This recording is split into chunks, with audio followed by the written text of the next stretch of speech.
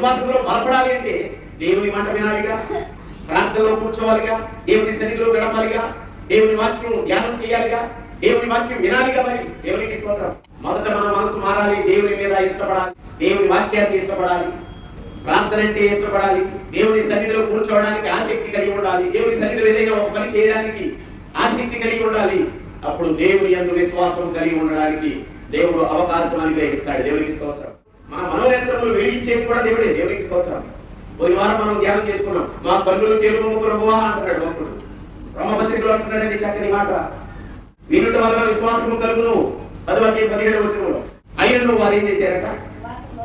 దేవుని సువార్తకు లోబడలేదు.